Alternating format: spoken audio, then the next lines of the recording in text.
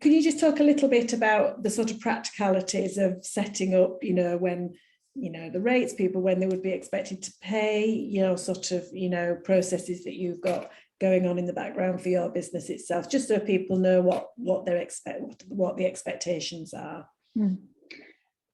There is, the background stuff around contracting, confidentiality, safeguarding. Obviously, when you're attending for private therapy, you don't have to let your GP know. But I always advise to be in touch with your GP if you have any concerns, to speak with your GP about medication. If there does become a difficulty and you think it would be helpful for me, then with your permission, I would also contact the GP.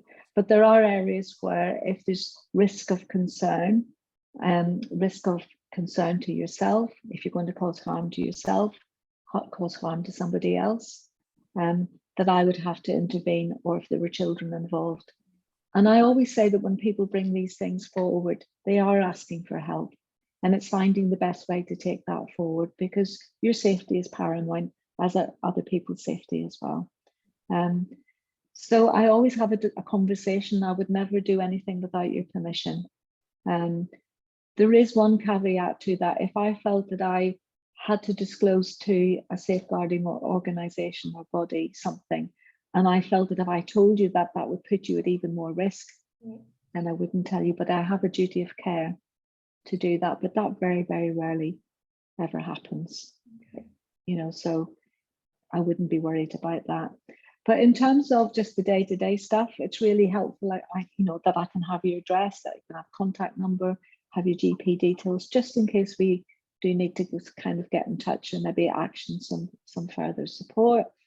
And I find it really helpful if people are able to pay before the session. So that just makes the transaction quite straightforward. So when we agree to work together, I'll send you out my bank details. The banking details that I have, payments go through quite quickly, so we don't have to wait 3-5 days for payments.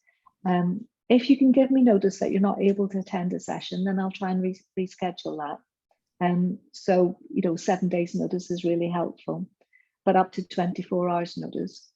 But within the 24 hours notice before the appointment, if you're not able to make it or you have to cancel, then I will have to charge for that session, because obviously that's my time, that's your space, and I keep that time for you. Obviously, if there are really extreme extenuating circumstances, then we can talk about that. I do have a sliding scale. I have a limited number of places for people who might be struggling financially. And if one of those spaces is available, then we can negotiate.